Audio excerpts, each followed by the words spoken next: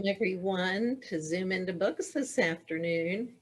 We are having our Spring Fling Authors Celebration, and we have two wonderful authors with us today.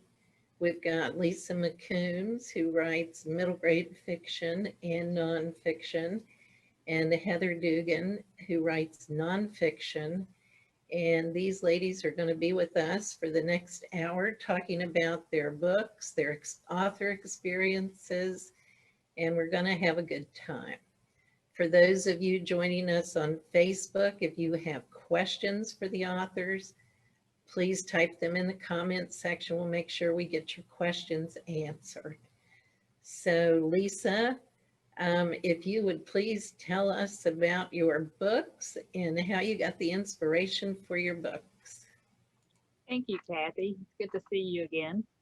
I think my inspiration began years before I met Kathy or became a member of the Headline Book family.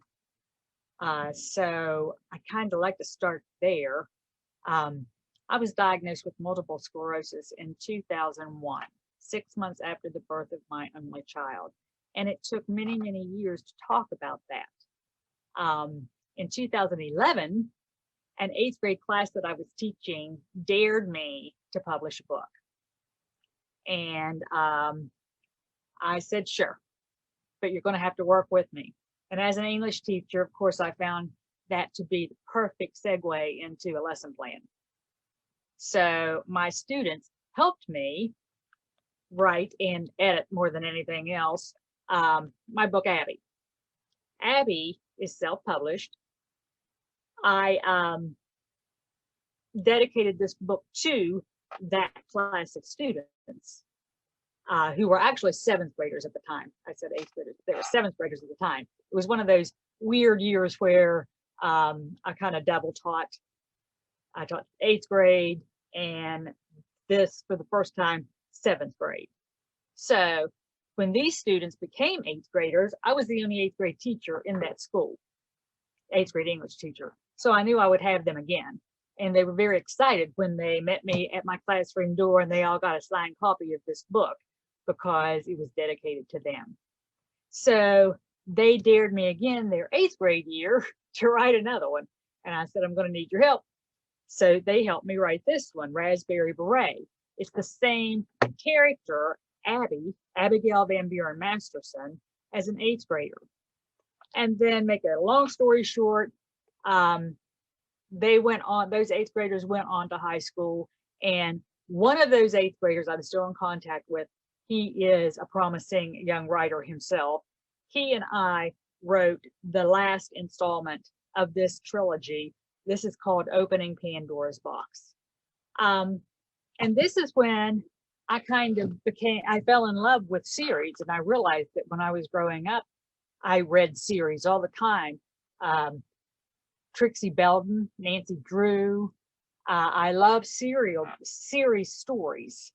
And as this pandemic kind of rages on, I've realized more and more from a teacher's perspective, the importance of a series, because young readers need to know that they have a comfort zone, that they have security, that they can go to that series of books and those same people are going to be there every single day. Upon meeting Kathy and becoming a proud member of the Headline Book family, I've lost my copy of there it is. I met Kathy and we talked about multiple sclerosis, and she was a little bit aware of the work that I had done for myself and self-published, and she encouraged me to write a memoir. I have MS. What's your superpower? Is my story. When I finally wrapped my head around it and thought I can write about having multiple sclerosis, with Kathy's encouragement, I wrote this book, and most of the proceeds go to the National MS Society. That's my inspiration for this nonfiction book. But it also helped me open up about issues that not just young people, but people of all ages have to deal with. but it also reminded me of all those issues that we as young, or the young people, middle grade, young adult readers have to face every day. And I started thinking about it, and all of a sudden I came up, well, my son, who was in middle school at the time, came up with the idea to write Bombs Bursting in Air. And this is my first fiction book published with Headline Books. And it has gained a lot of attention, and I'm very, very proud of that fact. In this story, the main character, America, is the daughter of a Marine veteran who finally retires from the military and comes home. And America is so proud of her daddy, and she's just so excited to have him home. And just days after he has returned to the United States, tragedy hits, and he is the victim of a terrible, terrible crime. And this sends America, into a form of PTSD. America is a singer, and she loses her voice. And the entire story, Bombs Bursting in Air, is about America regaining both her singing voice, her speaking voice, and her independence. I really thought Bombs Bursting in Air would be a single book, but when I took this story to my minister at the time, he told the congregation a story on the same day about when he was in seminary. He came across an old abandoned church in southern West Virginia, and the marquee outside the church had a letter missing. So the marquee said the Church of Go on the marquee outside the abandoned church. And Pastor Larry, that was his name, and it's also my fictional pastor's name, Pastor Larry realized the need for young folks to have a reason to go to church. So I thought, man, I need another story. I need a series, the Church of Go series. And just last spring, with Kathy's encouragement, I wrote Praise Petals. And this is the second installment in the Church of Go series. These are standalone books. You don't have to read one to understand the other, but names will be mentioned throughout the series. But in this book, the story focuses on 7 young girls, all very diverse in their beliefs, their thoughts, their actions. But they all end up in the same singing group that Pastor Larry, who is actually a motorcycle riding minister, Pastor Larry kind of incorporates them into a singing group for his church, for the Church of Go, and he calls them the Praise Petals. So our characters in Praise Petals are also dealing with all kinds of issues that young people, especially young girls, have to deal with every day. And this has really inspired me to continue writing Church of Go series. In fact, I'm exclusively focused on the Church of Go right now.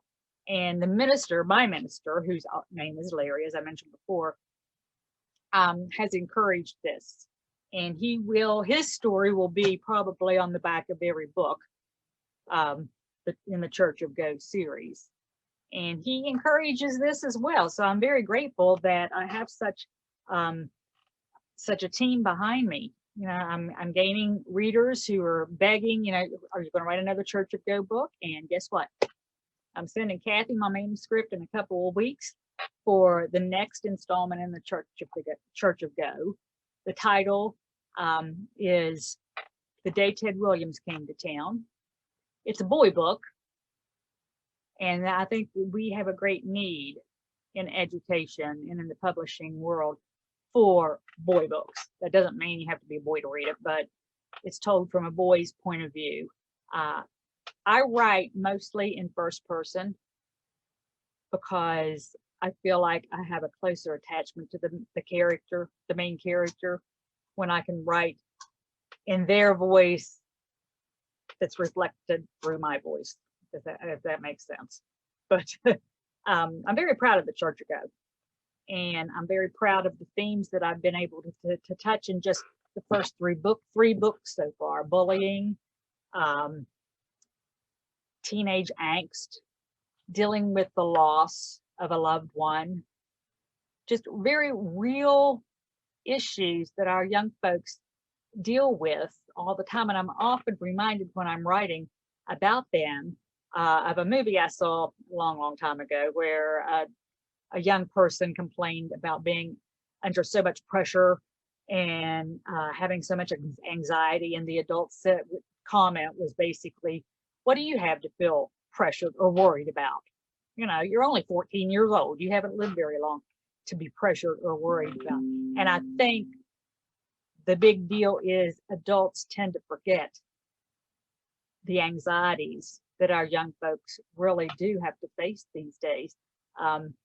My son turned 20 in December, and which meant that his college education was interrupted with the pandemic.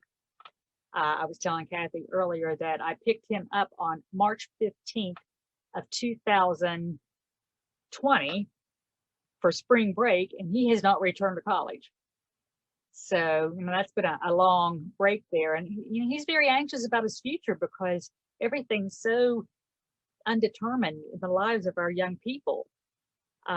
We as adults are supposed to deal with it, but you know, the younger folks need some added encouragement and support. And I really believe that in me writing series books, we give our young readers that comfort zone where they know that the same people are going to be there every day. You know, the same town is going to be right there. And I will admit right now that all my books have happy endings. And maybe I'm an idealist or romantic, I don't know, but all my books have happy endings because I want happy endings for everybody.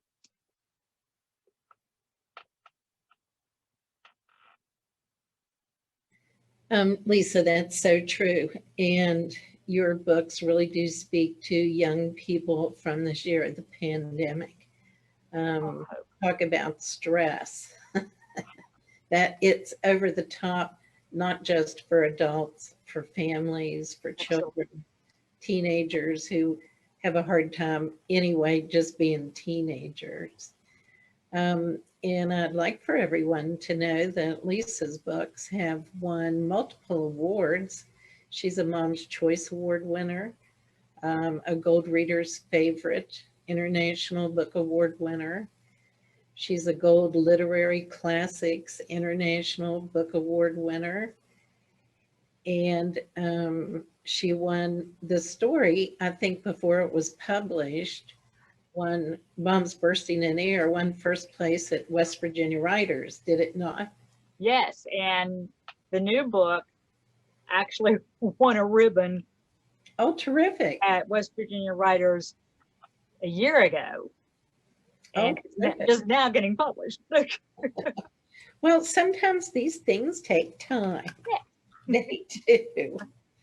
So, and Lisa's books are available. I'll be posting a link to her website in the Facebook comments. You can buy them from Lisa. You can buy them on Amazon. And of course, you can get them at headlinebooks.com. So thank you, Lisa. Thank you, Kathy. Heather, would you please tell us about your books and what your future projects are coming up to be? Sure. And always, it's very fun to hear another author's journey. You know, there's so many elements that are shared, and yet it is definitely a unique kind of a calling almost, wouldn't you say? I have been a writer since I could hold a pencil, to be honest. I wrote my first little poem when I was like in kindergarten or first grade, way back when.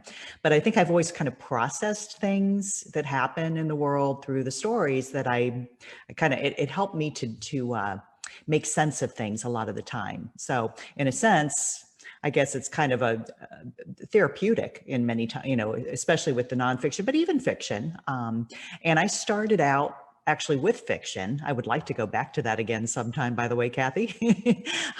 My first foray was regarding dating experiences I was having, and it was a funny book. I like writing humor. And that actually is reminding me, as Lisa was speaking, that was to be part of a series. And there's a second book about halfway finished from a few years ago. Might go back to that at some point. But then I went through a lot of very challenging times. A lot of that is within some of the books I've done. I certainly bring it through into some of the talks I do, because it changed the way that I do life. And that's fundamental. And it made the things I learned help me to begin doing life better. And I think when you start grasping some of those things, for me at least, I want to share it. I want to save people a few steps. The first nonfiction I did was actually related to my second ankle surgery. I just had my third last October, and I'm doing terrifically with that. But just, it was kind of you mentioned giving hope to people. And I think with the whole, when you're on crutches, I think that the first 2 times it was like 2 months at a time, and not being able to drive and being dependent on others. The second time I just had young kids. I was a divorced single mom, but friends stepped in. But just learning how to tackle that in a good way, and viewing it more as a way to find new achievements for myself. It was an opportunity, is what it ended up being. And I know that a lot of that's mindset, but it was a very valid mindset, and it made all the difference as I went through, as I was going to say as I walked through that, but it was more of a hopping crutch kind of thing. But so that really gave, I guess, my surgeon's office, and they really started kind of sharing the book, and I've done some videos, and it just gave me confidence to really begin going a little deeper. And the next book I wrote was self-published, Date Like a Grownup. It was the first really full-length.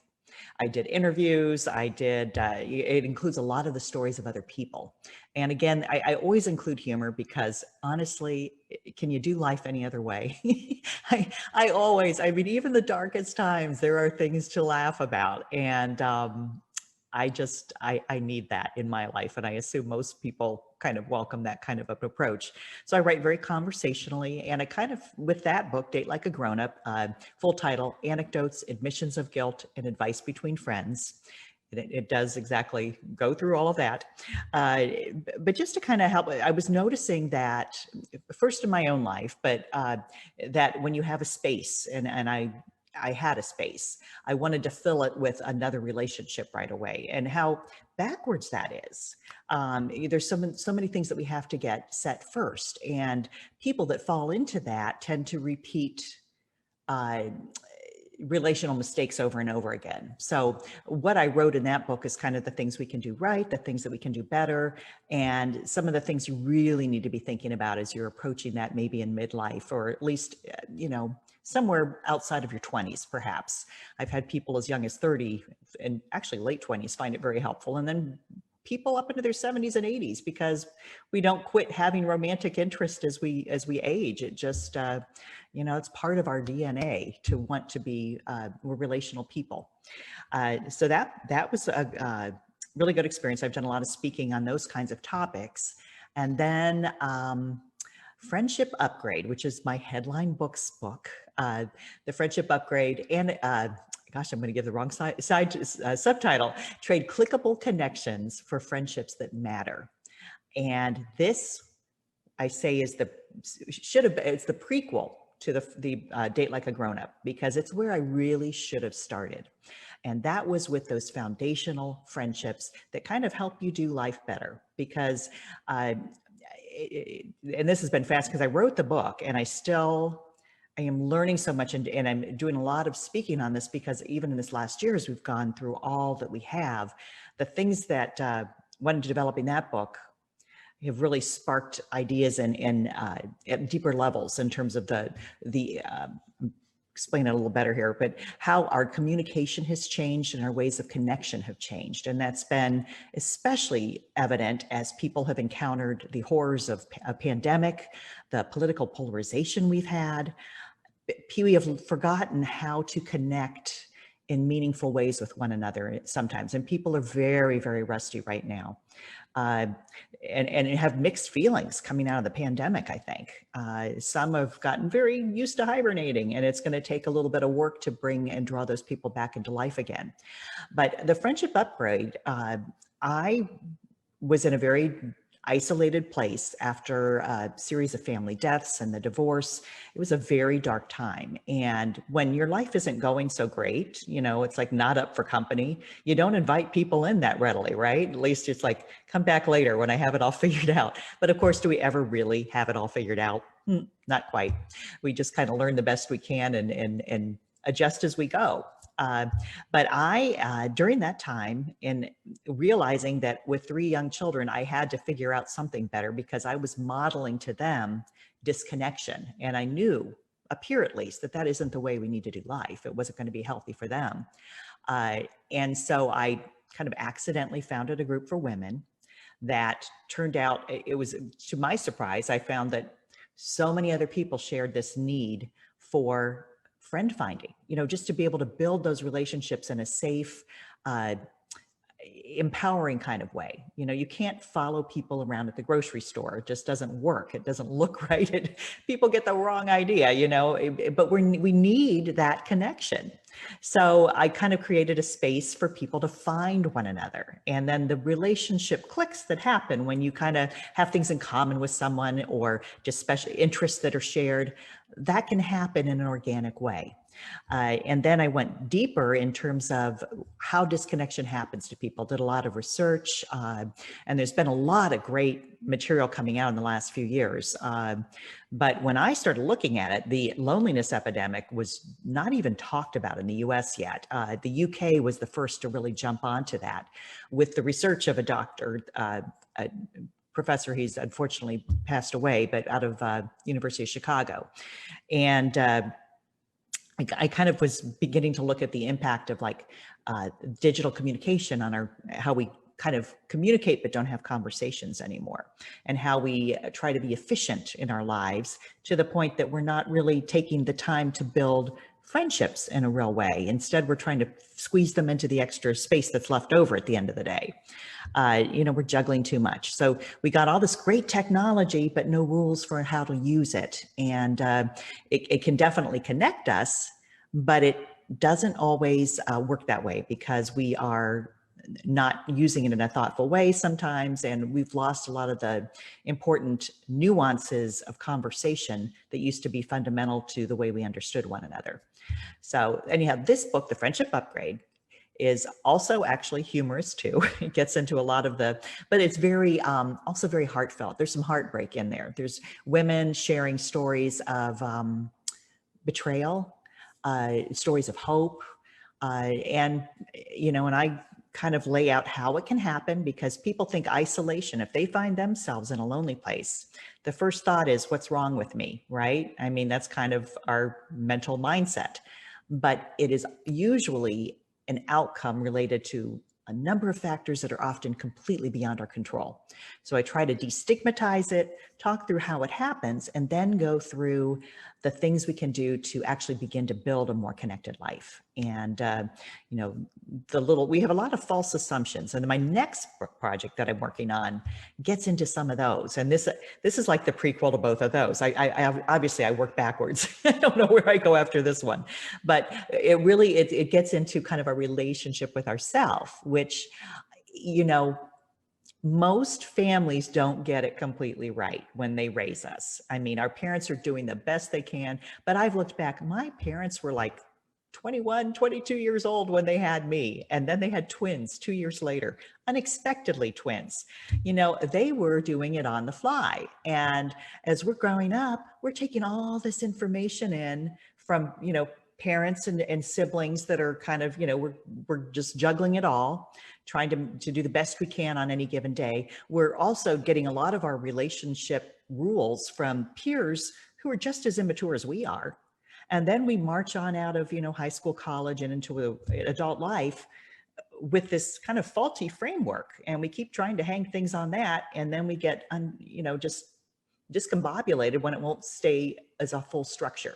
So I'm really enjoying getting into some of those false assumptions, how they happen, and how the places that we need to pause and really evaluate, because it gives me physical pain sometimes to see people do repetitious mistakes. And through COVID, oh my gosh, all the talks and just the people that have reached out, a lot of people want the same things, but they aren't communicating it in a way that's clear.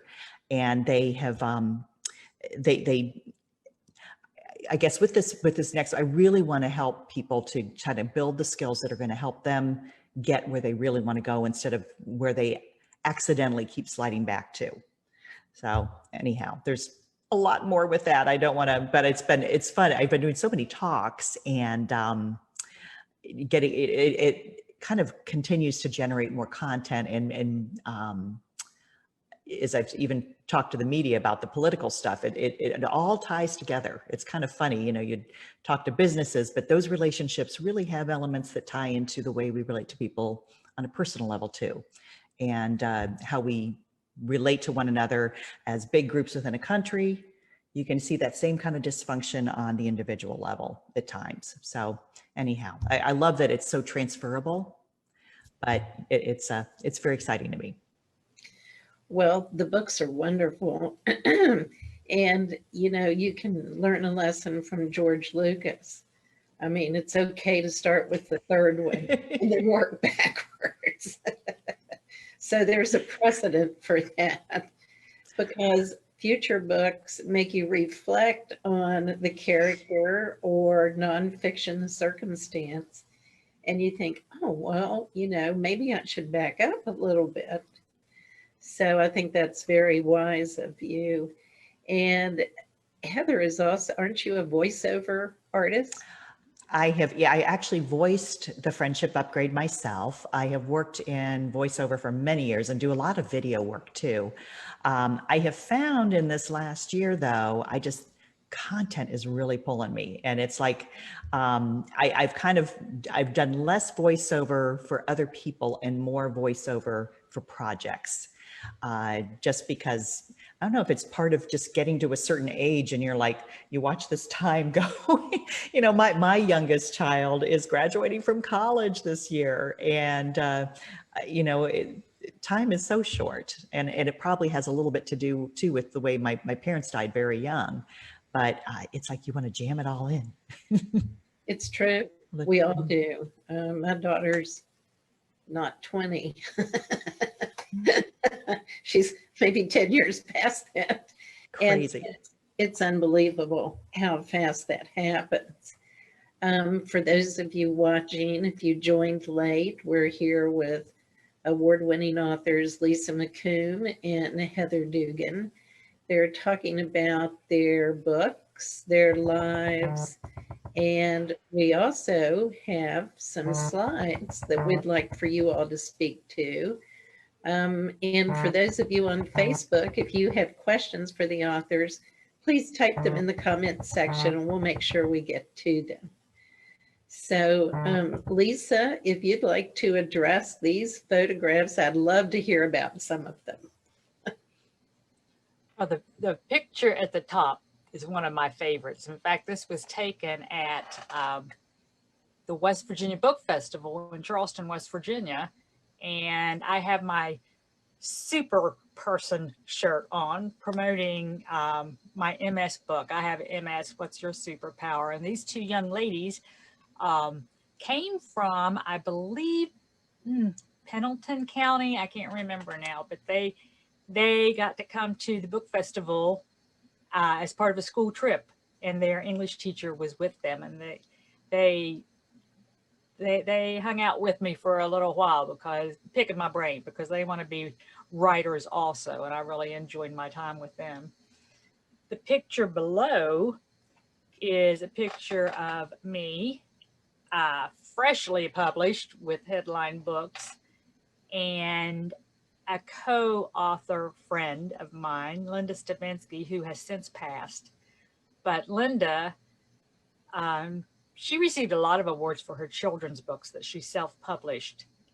And she wrote a lot about the state of West Virginia, especially the area in which we live, which is north central West Virginia. Linda was a very, very wonderful person. And then up at the top right, that's me at the Marion County Library in Fairmont, West Virginia, with, I think I was promoting bombs bursting in the air at that time. And I really enjoy visiting libraries, and I highly suggest that if you are a writer, if you're an author, contact your local library, because they want to know you as much as you want to know them. So true. And Marion County Library always has a huge yearly author event. It's really fun for everyone. Let's go to the next slide. oh, okay, top left. That was taken probably about 5 years ago at a multiple sclerosis walk during March. March is MS Awareness Month. And I'm in there somewhere, but I didn't walk because at the time I was not extremely mobile, but I did have a stand at the finish line of the walk, and I had my book with me, and I just got to speak with a lot of other MS warriors. Below that picture is me and my partner in crime, Diane Walker. Diane Walker writes for Headline Books as well, and I really highly suggest her children's books about her family immigrated to the United States from Italy, and she has 3 books, children's books about that. And then there I am on the right with I Have MS, What's Your Superpower, and Bombs Bursting in Air, and Abby. That's an old picture.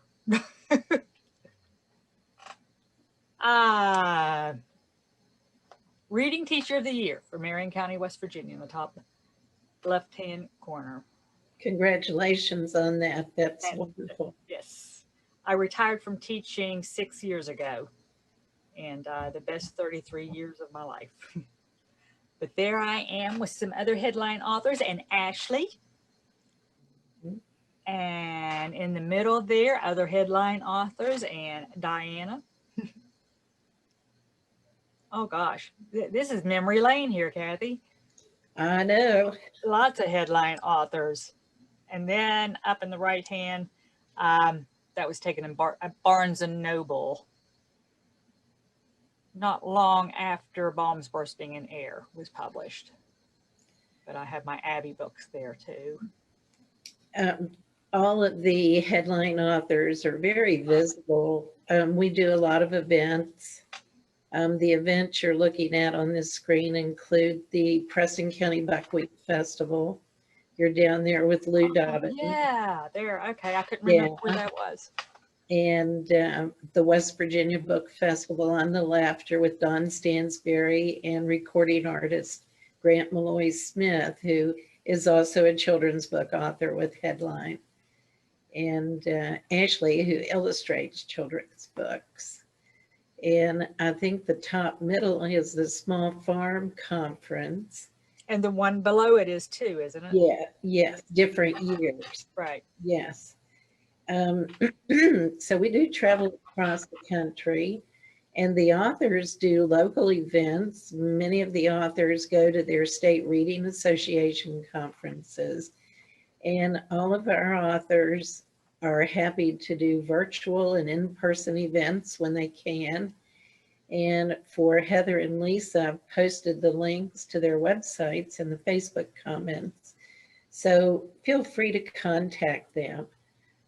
They can Zoom into your classroom, your college class, your library, and they're happy to do it. Absolutely.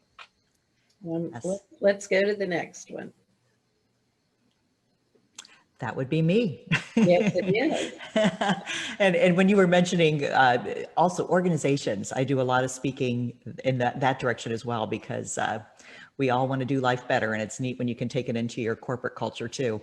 Gosh, yeah, I do a lot of media stuff, which is a lot of fun. Used to give me anxiety, but anymore it's just a good conversation. These ones were related to Date Like a Grown-Up. As you can see from the bottom, it's just, if you are an adult of a certain age, this is top of the mind for a lot of people. We want to do life together, but you know, it's disheartening when you make mistakes along the way, and everybody makes mistakes. But I love giving these kinds of talks with a group because it always leads to this great conversation. I always say my talk is the prelude to the main event, which is the conversations that we have after I get through the content. Because that's, you know, people bring it, they share so freely. And then, you know, I always learn something too, because that's one of the great things about being a writer. I'm sure Lisa would agree. You know, you get to ask a lot of questions and you get to learn from other people, and that just enlarges you and enriches your own experience. So yeah, that was a fun office romance. I'm remembering I did a lot of interviews on that whole idea, yay or nay, you know, anymore, you know, now what office romance when we're working from home, I'm not sure what that would look like. And yeah, and the one on the left, I remember that was the first one on the left back there, not to belabor, but the dating apps and a lot of that has been content that people have been interested in as well. And I think it was kind of dating trends for that. So yeah, you can go to the next one now. I think I'm finished there. Yes, oh gosh, okay. These Friendship Upgrade, Loneliness Epidemic, that has been done a lot of media interviews this year on that, just because people have processed this differently. People came into this with, some of them already had a deficit in their social structure.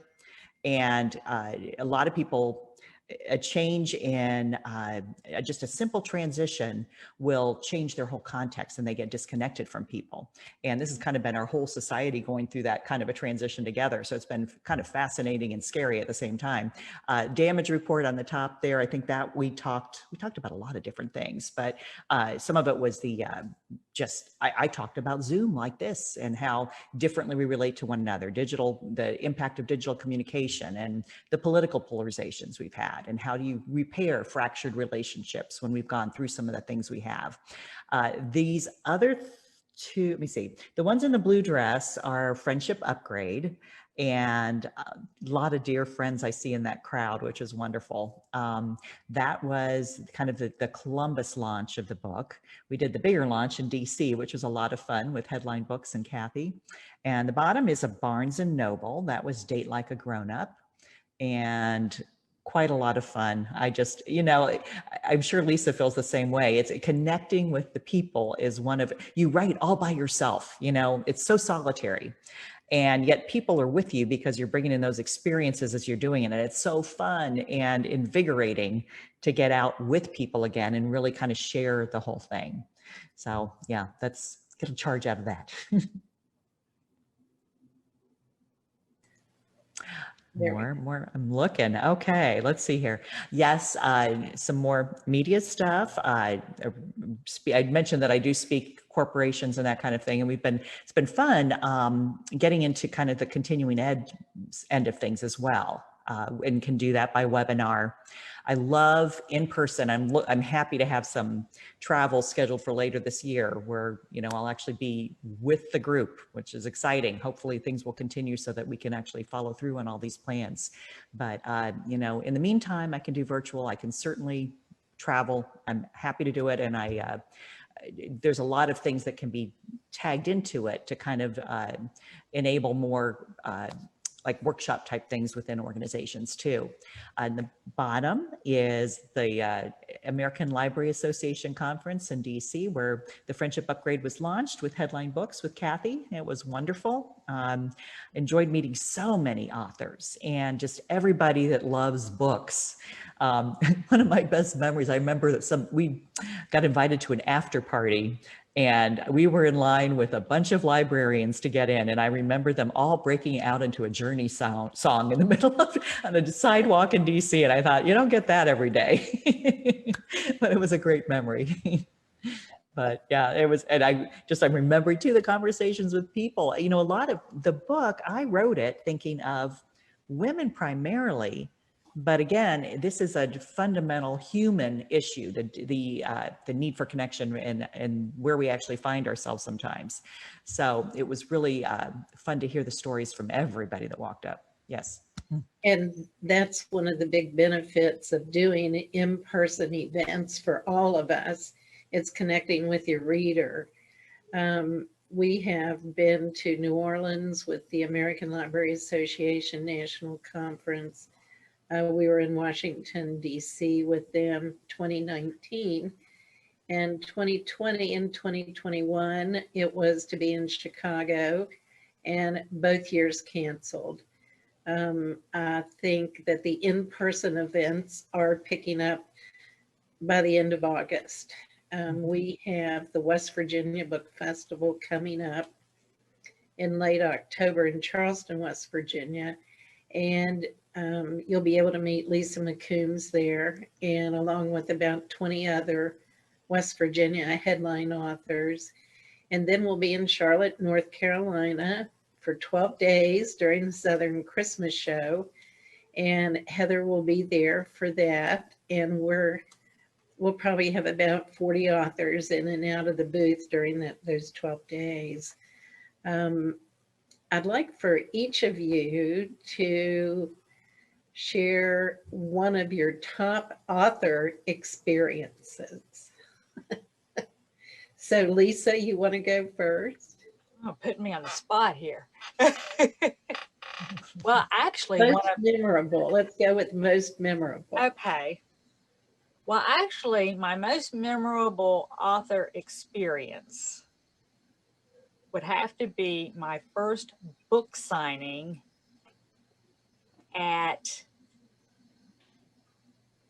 in West Virginia, in Preston County, at a retired teachers meeting. Wonderful. I think it was it was either that or it was an educational sorority meeting. But I was so nervous, and I knew everybody there, which makes it worse. I don't know why, but I get more nervous, when you're friends with all these people. And when I was introduced, my heart was just pounding, and I thought, please, I just want one person to buy my book. And I looked up, and there were 45 people in line. Oh, wonderful. I haven't experienced that again. But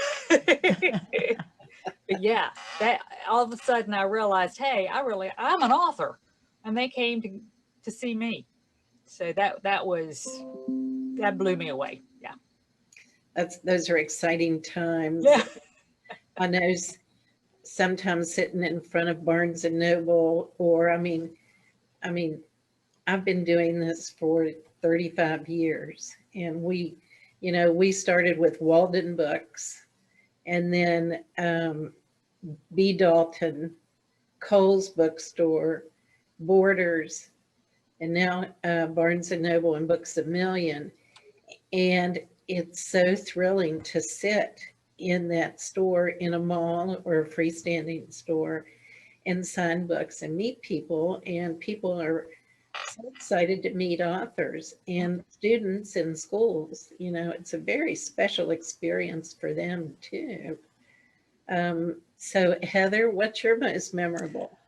Gosh, I've been like dithering back and forth between things. I think I'm going to go back to the book launch in Columbus of Friendship Upgrade, just because that day happened to fall on the day that my dad would have turned 80 years old. And my parents died in 2000, 2001. They've been gone forever. And I was especially close to my father. But on that day, I realized it was, the loss was so hard. And my parents died like back to back. And then a grandfather. It was just everybody at once. But I realized it just I had that gift of perspective that day as I looked at all these people that were there to hear about this book and to buy this book and just be part of the experience, and realized that in his absence, that is what created the space for me to really write the kind of content I've been writing. I wouldn't have felt the need to solve things in my life had he still been there, as just the supportive man he'd always been. So it was a really, just a real revelation that, yes, my parents were so much a part of who I became, but their being gone was also part of who I was still becoming. That's terrific. The legacy that our family leaves to us, sometimes we do not realize it till after they're gone. And it's wonderful that you were able to be creative from that. I have to say, with the shows that we have done, we did go to Book Expo America in New York City for 8 years. And being in that environment with celebrity authors and Mom's Choice Awards and all the big publishers, the small publishers, everybody was really so welcoming, and it was so much fun to be there and experience that. And at Book Expo America, there at that time was 36 to 40,000 people who came, and the majority of them were librarians and school teachers, and then of course book buyers for the chains and the independent stores. So to be at a venue that large was really eye-opening for us. And we did Book Expo America. We did the National Education Association conference in Boston and Orlando and DC. And to connect with people from around the world at one event is truly remarkable. And they are always excited to come to the Headline Books booth and meet our authors. We've always been very well received, which we're very thankful.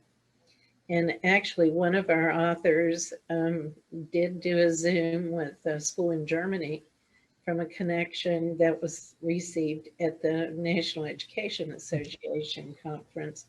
So I guess maybe that was the indicator of things to come for everyone.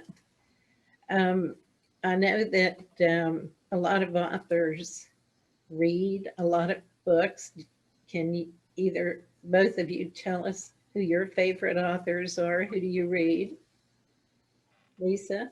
Well, I love everything young adult and middle grade, but I will read anything.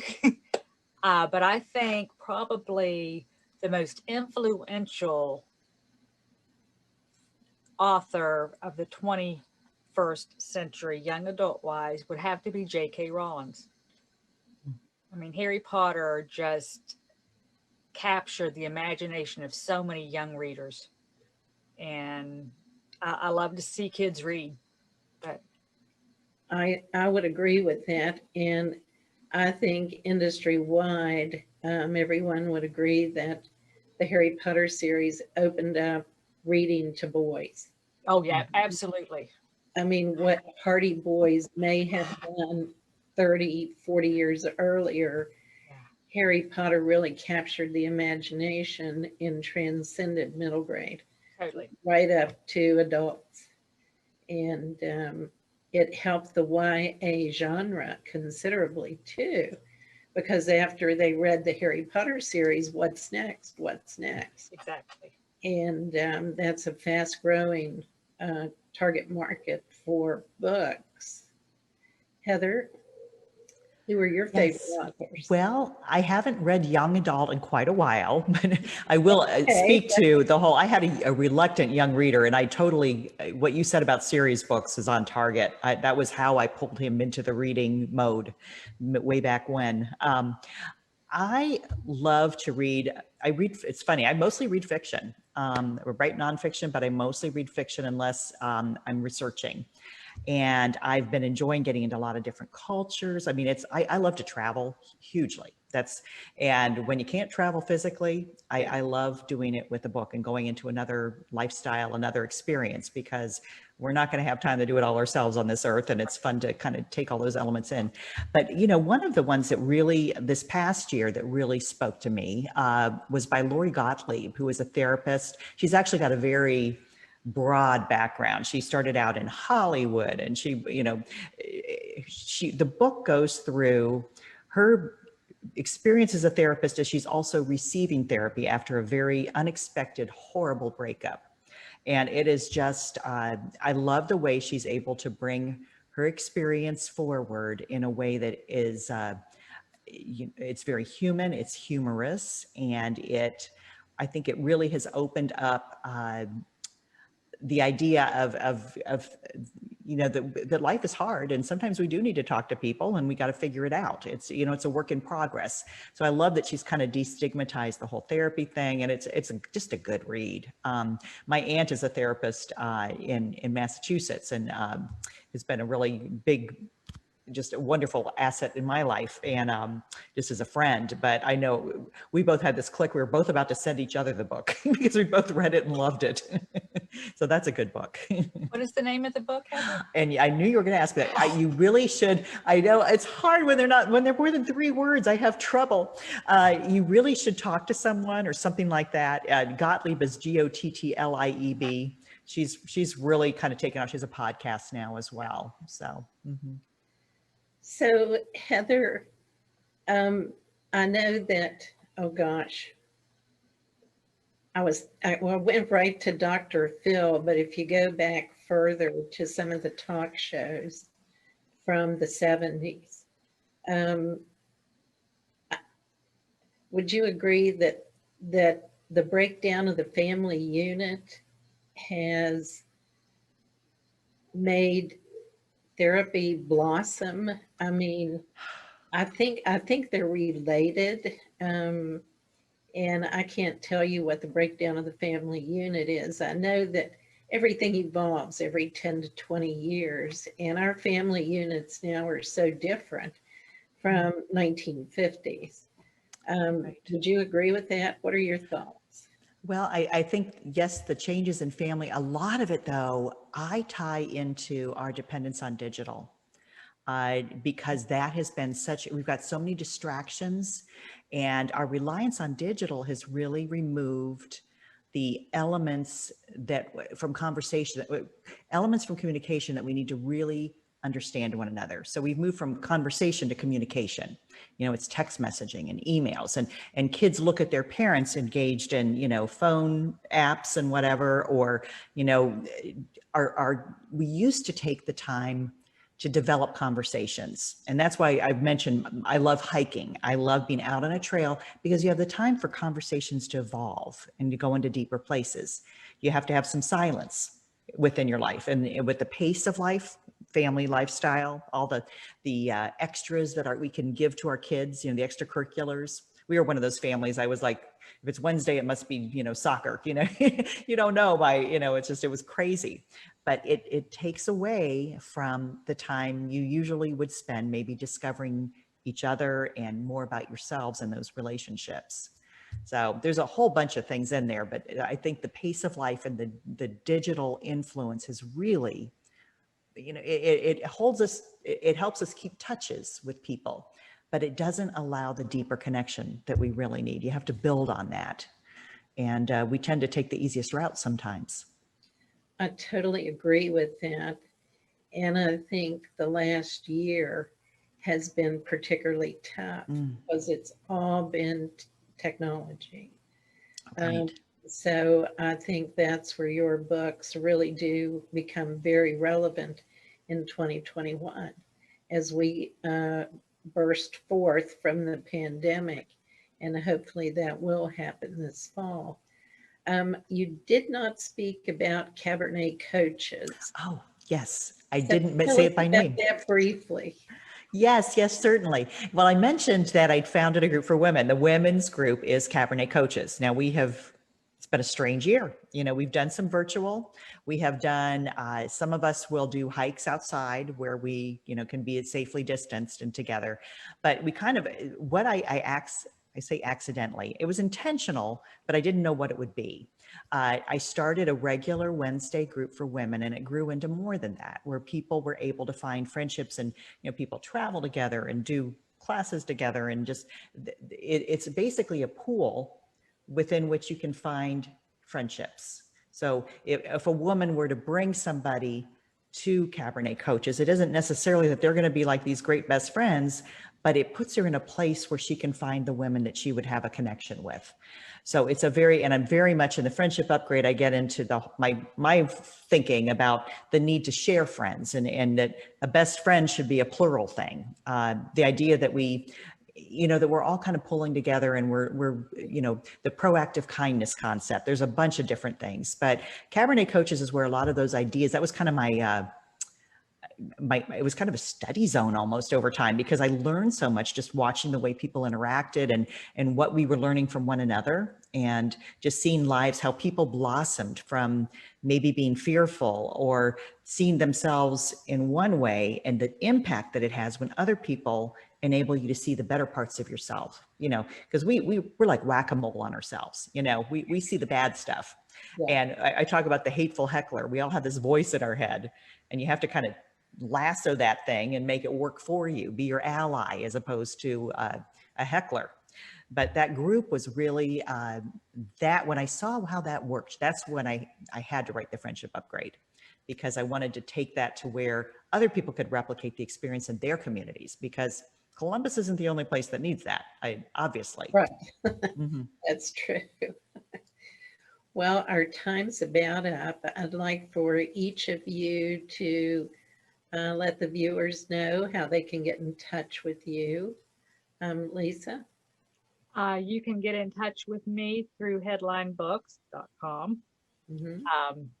Or I'm on Facebook, Lisa McCombs. And I would love to speak to teachers, librarians, students, church groups, because my books are faith-based. And I just want to hear from all of you. Terrific. Heather? Thank you. Headline Books, of course. My website is heatherdugan.com. Dugan is D-U-G-A-N. I am on Facebook and LinkedIn and Instagram and YouTube are probably the best places. The videos and et cetera are there. I do love to either virtual or in person, definitely, organizations and companies, community groups. I really enjoyed talking to young women about career things too, because becoming an author and taking a path that's different than typical, that generates all kinds of, there's a lot to share on that topic as well. But anyhow, yeah, please get in touch. I would love to speak to your group or just talk and share. I want to hear your experiences. That's how we get our next ideas on what we need to write about, right, Lisa? Yes, and Heather, you gave me my next book title. I'm going to read your book. That's wonderful. Our time is up. I want to thank everyone for joining us on Facebook. The links to both these wonderful authors' websites are in the comment section. If you joined us late, you can watch this video on the Zoom into Books Facebook page and the Headline Books Facebook page. And it will be coming on the Zoom into Books YouTube channel in the coming weeks. So we will release that and post the link for that too. Thank you everyone so much for joining us. And thank you, Lisa and Heather, and we will see you soon. Thank you, Kathy. Thank you, Kathy. Goodbye, everybody. Good to meet you, Lisa. Bye.